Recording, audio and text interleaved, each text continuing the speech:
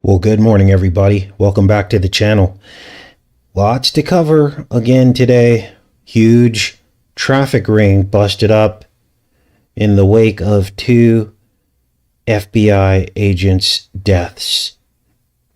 Got also some more animal attack videos for you guys. Something's wrong either with the animals or the people.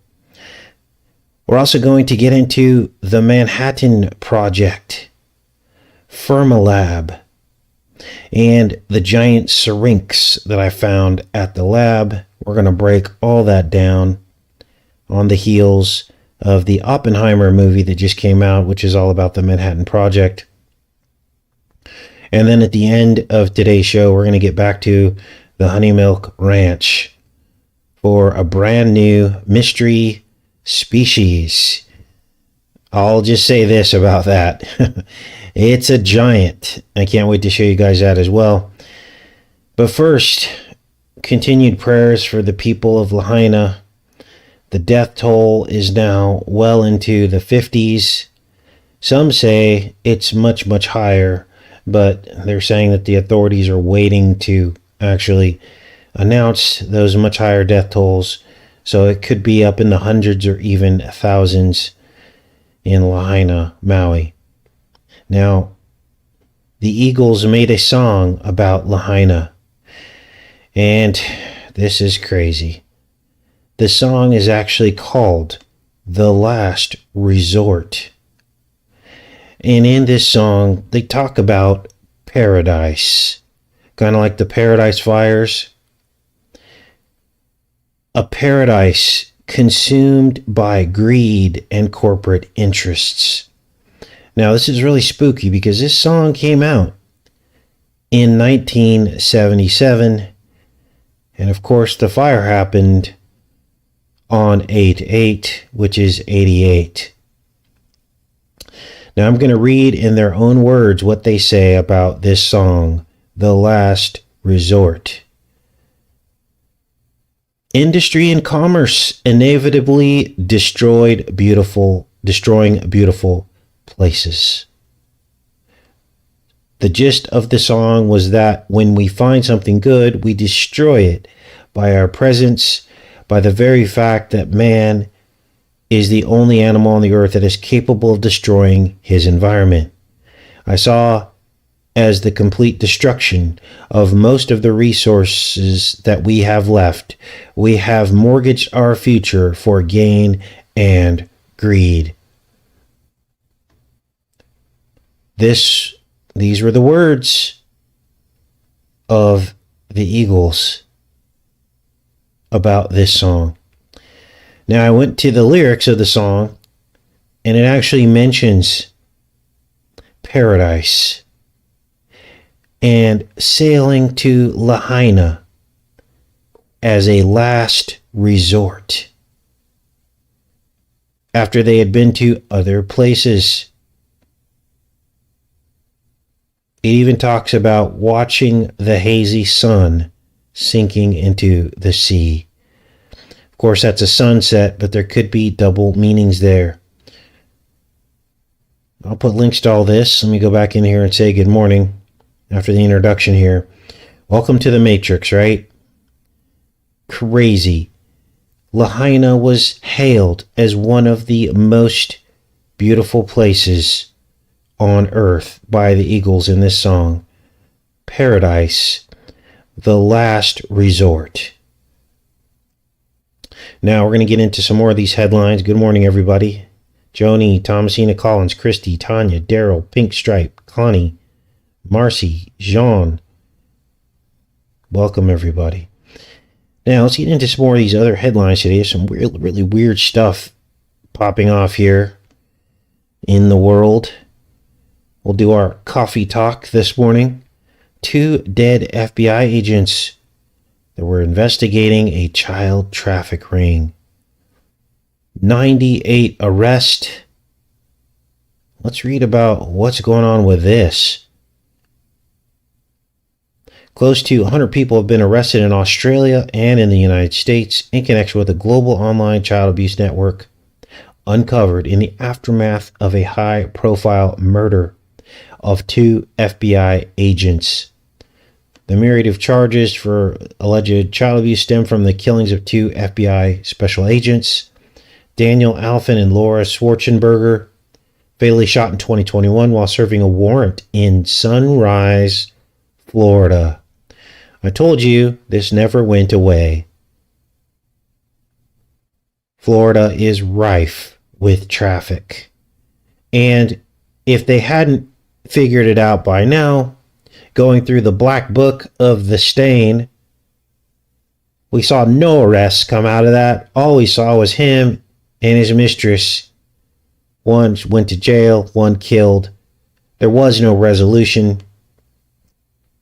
Something is going on in Florida with all this. And these 2 FBI agents paid with their lives trying to get to the bottom of it. Apparently they didn't get the memo. Let's read a little bit more about this. The deaths of Alphen and Schwarzenberger, who both specialize in investigating crimes against children, spurred a wider international probe into an illicit online platform whose members were accused of sharing material on the dark web.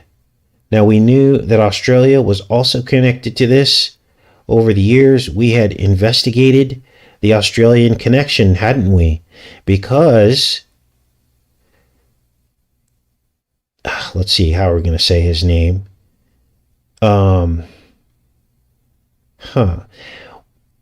We'll just say, because you can't really say his name anymore, right? Because, that was all just about fake pizza. But we all know that his brother, the artwork of his brother, and that he actually served on the Australian, he was like an Australian diplomat. You remember the videos we did on that? How we exposed that? His brother was an Australian diplomat. And we went to Australia and we started digging around. And we found that, here, I'll type it in here so you guys can see this. And we found, I believe we found, it's been so many years since we covered this, but I believe that we found that this brother of the guy I just typed in was talking to a man in the Australian government who was on the flight logs of Epstein. I believe that was the case. I'll have to go back and look at that video. Many of you guys will remember that video that I did. This is why it's so important to watch all the videos. I try to make them as detailed and targeted as possible. And 20 minutes of your attention and you'll be kept up on to speed on everything, and you could become part of the process of breaking all this down, because I rely on you guys for information to put all the puzzle pieces together. So you become part of this investigative team. But we were already looking at Australia. We were looking at the brother of the artwork brother, we'll just call him the pizza artwork brother, and his connections to the Australia. And we thought that there might have been traffic involved there as well. This was years ago. And now all of a sudden, the FBI found the same thing. So that's kind of interesting, right? That means that the work we're doing here actually matters. Now, let's keep reading here about what actually happened. 19 Australians whose ages ranged from 32 to 81 years were charged with their alleged involvement in what the agency described in a news release as a sophisticated digital network. I mean, this is right out of a Blacklist episode, isn't it? Members are believed to have produced, searched for, and distributed images and videos of material on the dark web. 2 people have been sentenced in Australia for their ties to a massive investigation, while the others have active cases in court, according to the federal police. 19 arrests, 13, and they also removed 13 Australian children from harm. Wow. They call this Operation Bacchus. The FBI investigation has so far led to the arrest of 79 people connected to the online network, 43 people for child abuse offenses, and that's about all that's going on here. Look at this. All across Australia, this investigation. And these are all the arrests and charges filed. Gosh, it covers most of Australia. The success of Operation Bacchus was only possible because of the close working relationship with blah, blah, blah. And so this was some kind of dark web chat software, sharing files, chats on message boards. The suspects were accused of using methods like encryption to remain anonymous online and avoid being identified by law enforcement. I'm sure that the blockchain will tie into this, and this is why they'll say that they have to regulate blockchain, which what they're really doing is repurposing blockchain for the worldwide digital currency. That's what they're doing. But they start out with stories like this so they can have an excuse to come after and take over blockchain for their own purposes, which was part of the plan from the very beginning, I believe. So that's what's going on with that. What else is going on? Well, let me get you guys up to speed on the most recent animal attack videos. Orcas attack a sailboat. Let's see if this plays here. Look at this.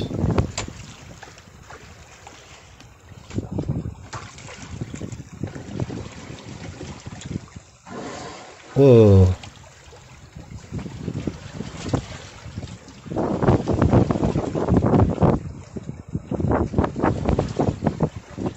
So the orca bit the rudder, ripped it off. This guy had to call in to a distress signal because his sailboat was attacked by orcas. Now, just so you know, this guy isn't over exaggerating. These orcas could easily flip this boat over if they wanted to. And then this guy would have become food.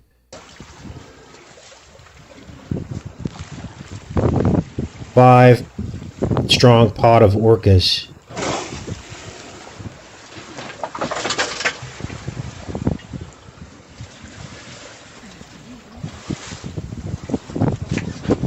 So, rescue boat showed up within about 15 minutes. What is going on with the animals? And obviously, these animals can't sense this guy, if he's quote-unquote human or not. Watch, right? I mean, the Bible does say that animals are supposed to fear humans, but notice the key word, humans. Think about that for a second. Obviously, this guy wasn't in the proximity of these animals being able to smell or detect them. Now, here's another story. This is creepy. This lady, a hawk drops out of the sky, drops a snake onto this woman, and then both the snake and the hawk attack her. Whoa. A Texas gardener, I'll remove that picture so you don't have to look at that, says she is relieved to be alive after being attacked by a snake that fell from the sky. So now it's raining snakes and a hawk that swooped down to reclaim its prey. Peggy Jones was mowing her lawn when the passing hawk dropped its dinner directly onto her. The serpent quickly coiled itself around her arm and bit her repeatedly. It just sounds like a weird story, doesn't it? Like, this could either be a totally fake story or it could be totally real. But what would be their intention to release a story like this?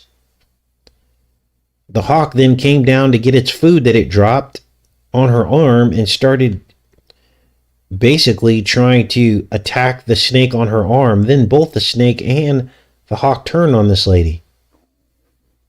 Wow. Weird. She suffered deep bite and talon wounds, as well as a smashed glass, which she said had been covered in snake venom. Well, obviously, these snakes don't have venom that are not poisonous, obviously, right?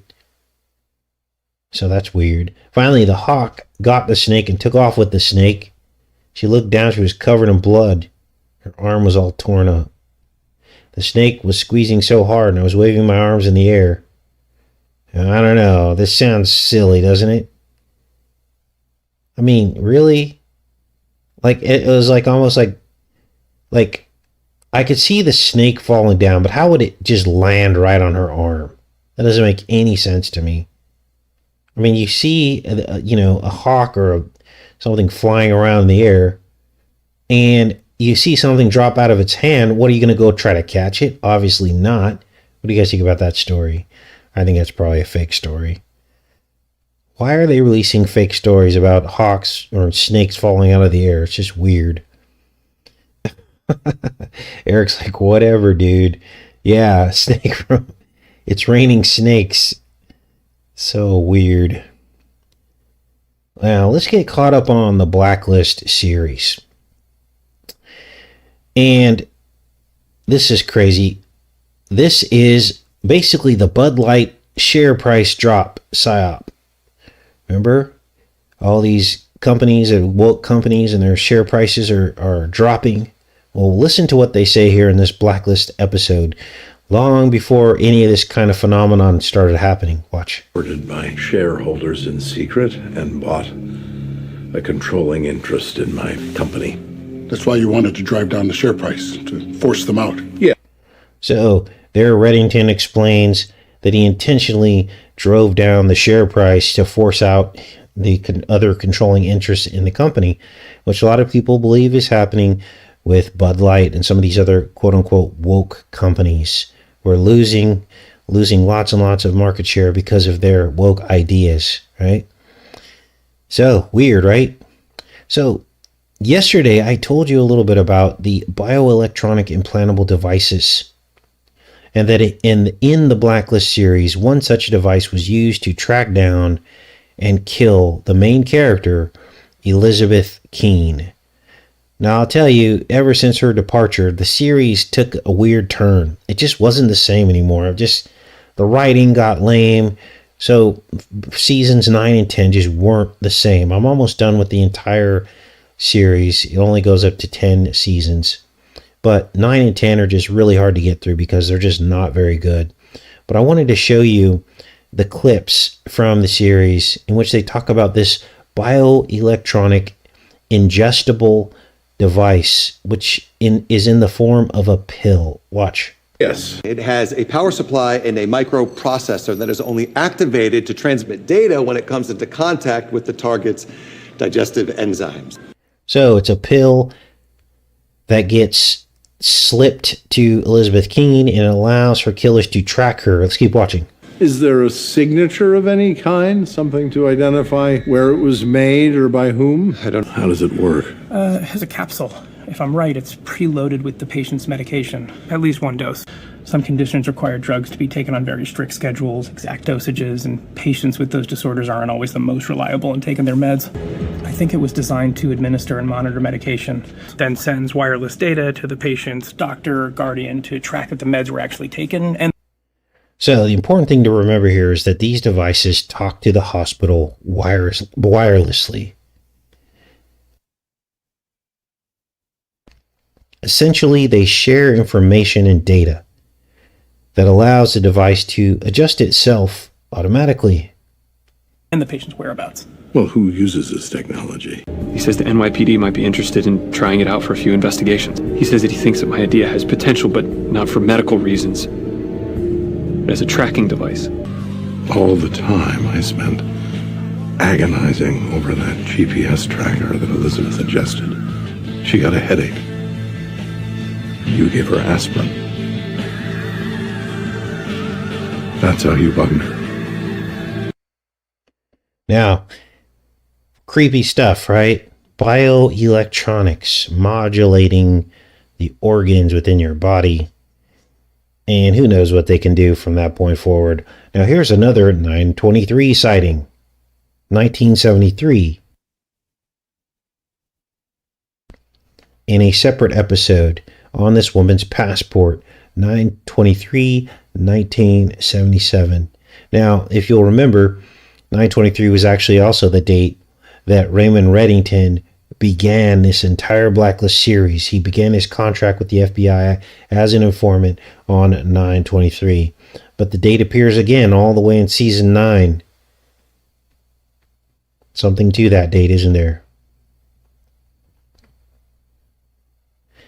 Now, after the Blacklist series is done and we're done with these decodes, we're going to move on to other series. We're going to check out the new Black Mirror episodes and other TV series and films that I've been putting on hold just to get through Blacklist. But I think we can all agree there was a lot of disclosure in the Blacklist series, and there may be even more in these last few episodes that I have to decode. So next, I wanted to share this massive creature that I found on the Ozark Honey Milk Ranch. Let me check it with you guys, and we'll take a look at that. And after that, we're going to get into Fermilab. Crazy.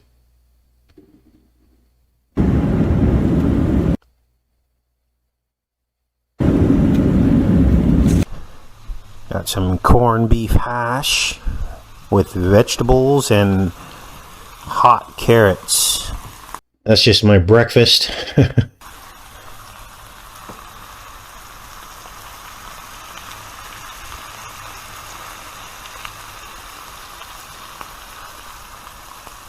And I'll put 3 eggs in there. That's usually a typical breakfast for me. Now, I woke up to a really nice surprise this morning. Well, first off, I'm concerned about my neighbor. I'll probably message him because they pulled a tractor up on that semi truck. So that tells me maybe a tree fell down just after that rain. But look at the size of this aphid. I think that's an aphid. Look at the size of this thing. Does anybody know what that is? Let me get a closer look at it. What the heck is that? Look how fat he is. Now, just to give you a size comparison, that's my thumb right up against the glass. He's literally as big as my thumb. Look at him, he's freaking out. Mr. Aphid. Whoa, what is that thing? It's not a grasshopper. It's got like a red, like its back. He's like flat looking almost, like flat sideways. What a beautiful creature that is. Look how green he is. Now, he hasn't left this spot. He's been there for like 3 days now after that huge rain. Just chilling on the glass. So, I don't know what the heck is going on, but it's pretty waterlogged here. Lots and lots of rain, lightning, everything else. Keep you guys updated. So that's a little update on the Honey Milk Ranch. What is that thing? You guys know? Let's see who figures it out. He's coming to eat me. Cicadas are way bigger. Jarfly. Katie did. Huh. Yeah, it's massive. So everyone's saying Katie did. So it's super green. It's like, it looks like green, like really, really green. And flat. It's like flat almost on its back. Not flat horizontal, but flat vertical. And it looks like a giant aphid is what it looks like. Simply nuts.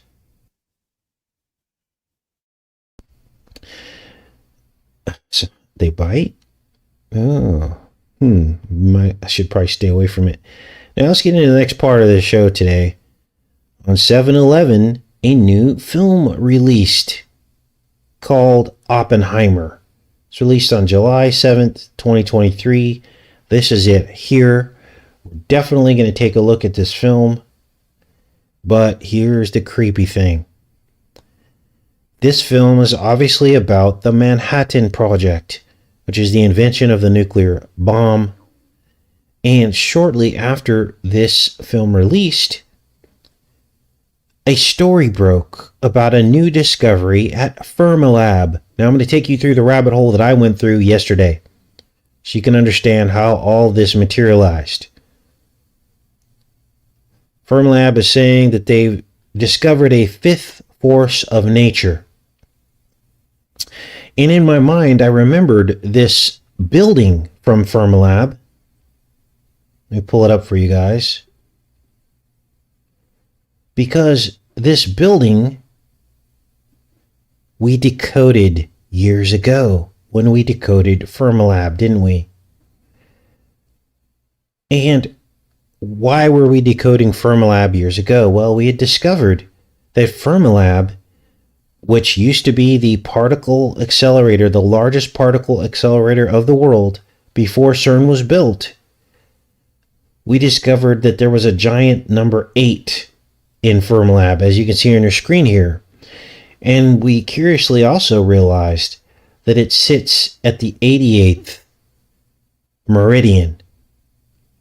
So there was an 8 and an 88. And at that point, we realized that these particle accelerators were trying to change times and laws, because the number 88 represents time and space.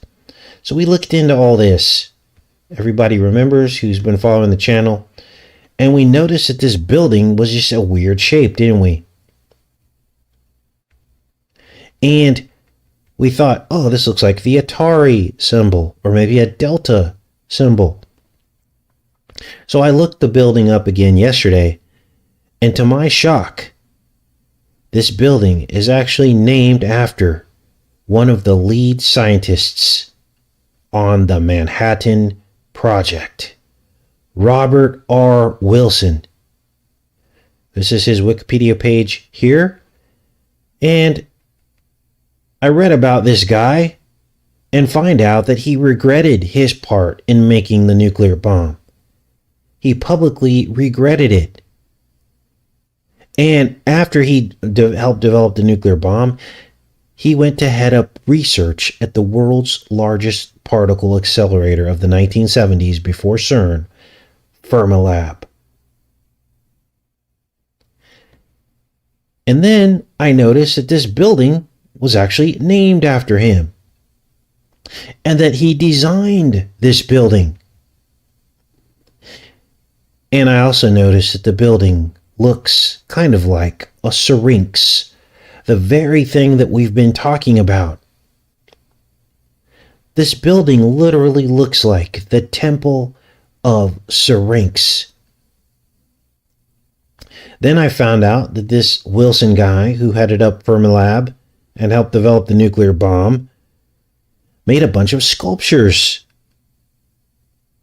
including this one that sits in the middle of the pond in front of the building. It's called the hyperbolic obelisk. And at certain angles, the building aligns with the one behind it, which forms an even more accurate general shape of the bird's vocal organ, the syrinx. This is unbelievable. This is a bird syrinx. This is the building. You can't make this up. So what is this really all about? Now, there's also some kind of possibly a sexual suggestion here, isn't there? Of the male and female anatomy. So you have the obelisk in the middle, then the female anatomy behind it. And then I began to realize that many reptiles are asexual or have both sexes. Now, here's the icing on the cake, and this just blew me away. Because then I dug in a little bit more. And this is what I found next. That Fermilab and the proximity of that very building that I just showed you, the entire site is literally covered in birds. It is one of the world's premier bird watching destinations. Remember, inside the bird's throat, its vocal organ is this very shape. In fact, they've recorded over 200, almost 250 species of birds since 1987. Almost 300 species of birds. except in the years of the pandemic. Look at this. The species of birds plummeted to less than a quarter of the previous year's numbers in 2022 last year. What the heck is happening here? Are these particle accelerators messing with frequencies? You guys, these particles are the very resonance that holds them together. The octaves that we've talked about. Sound holding together the very particles of the universe. It's actually the very sound of God. This is exactly what these people are studying.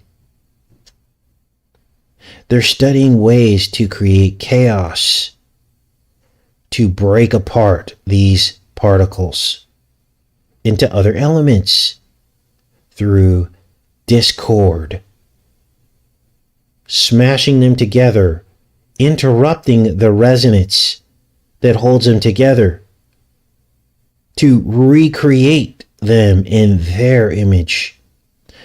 They're literally attacking the very fabric of creation through disruption, disharmony, and discord, which just so happens to be the god of Eris, E-R-I-S, which is what they named the newest variant after.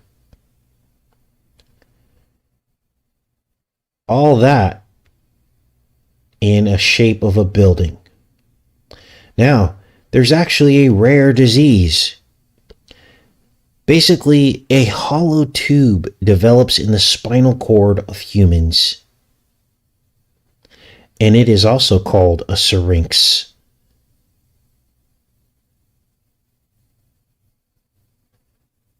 A syrinx is a rare fluid-filled neurological cavity within the spinal cord. They call it a syringomyelia in the brainstem. And what this does is it causes all kinds of neurological issues, numbness, inability to feel heat or cold. So you could like burn yourself and not even feel it, and all kinds of other stuff. Crazy times we're living in, you guys. Crazy times. So, what do you guys think about all of this? Let me go back into the chat. Yes, it's like a big riddle, isn't it? What happens is these people speak a different language that we have to try to understand because they're making big plans, aren't they? They're doing things right in plain sight, thinking we're too stupid to understand it. But as I just demonstrated to you, basically, they're working on that, and they're showing this huge monolithic symbol of it right there in plain sight. They're telling you what they're working on. A giant syrinx, a bird's vocal organ, sitting there at the center of Fermilab. Crazy. With both sexes encoded in it, combined into one, like a reptile. I mean, wow. Now, that guy that the building was named after, he died in 2000. He had a stroke. He was in his 80s, and he died. But think of the odds of that. He went from nuclear physics to smashing particles. Obviously, that's the next stage of their development that they want to take humanity to, right? Whoa. Okay, let me go into the chat, see what you guys are up to, see if you have any input on what we just covered today.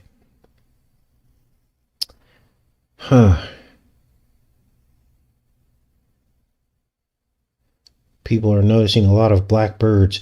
Now, I went into iPet Goat 2 because I remembered the scene with the birds. Remember the birds coming out of the top of the mosque? The ceiling imploded and a bunch of, I don't know if they were blackbirds or were flying out. Well, guess what? Just after that scene, the bird transforms into a moth. So I was like, can guess what? There is a moth called a syrinx. So you have the birds with the syrinx transforming into a moth that has a syrinx as well. What are the odds of that? It's called the Horaga Syrinx Mainala. And I think they call it a syrinx because of this white line, like a white tube on its wing. I don't know if it can actually speak. There's not a lot of information about this Horaga Syrinx moth. But what if it does have a syrinx in its throat? Who knows? So, iPetGoat 2 seems to also encode the syrinx as well in that bird scene transforming into a moth. All right.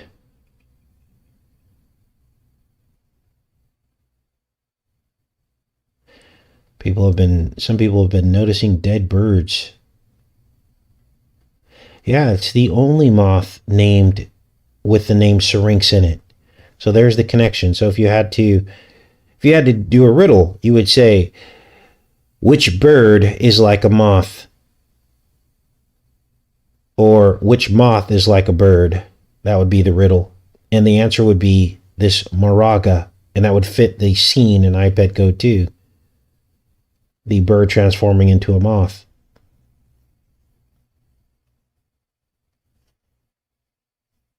All right.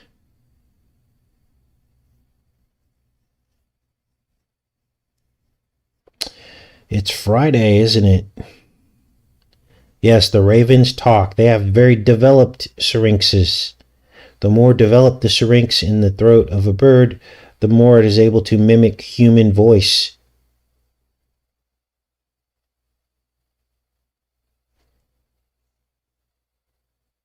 All right.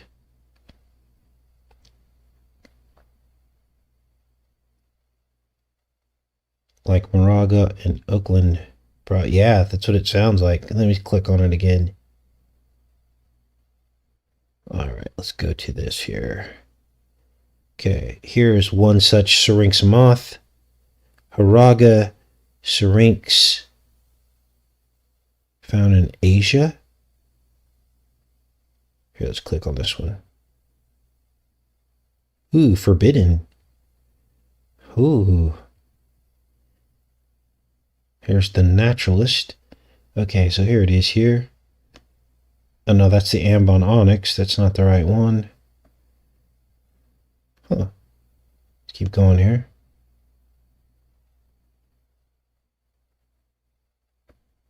Oh, here's one. Taveta syrinx. Guess there's other moths named after syrinxes as well. Afro moths. 1916. Oh, here's one. Taveta syrinx. Here's one moth. Huh. This one is only found in Africa. That's its habitat there. In East Africa. So apparently there are other moths named after the syrinx.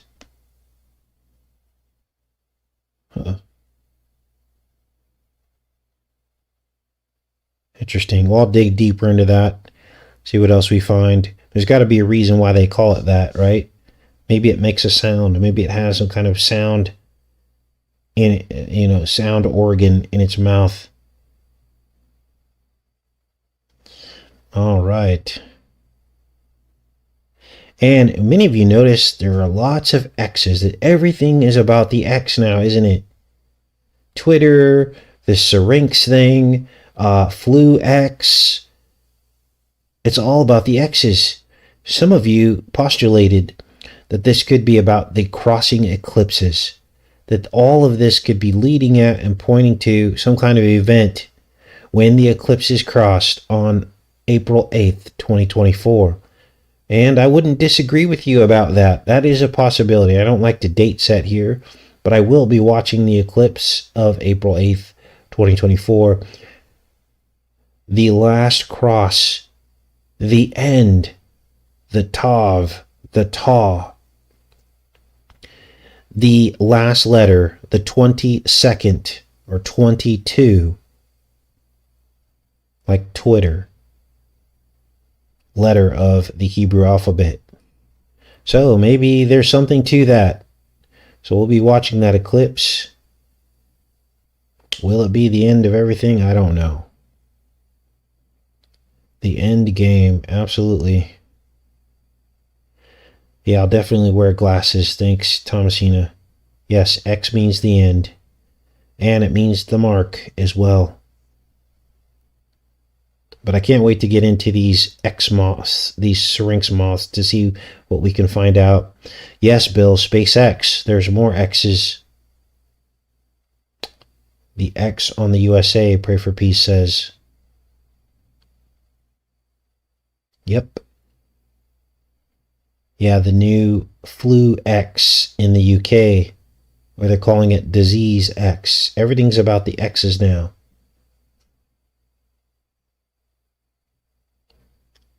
All right. All right, you guys. Well, I'll put links to everything in the show today. Thanks for showing up. Love each and every one of you. I'll see you probably Sunday. Probably skip tomorrow. Let you guys have a break and let you get caught up. A lot of our videos haven't gone out into your feeds. We've done a video pretty much every day this week, but only about 3/4 of you have seen the video. So maybe take tomorrow as an opportunity to get caught up on the ones you missed. And please thumbs up this video. I love each and every one of you. Have a great rest of your day and weekend, you guys. Take care and be safe.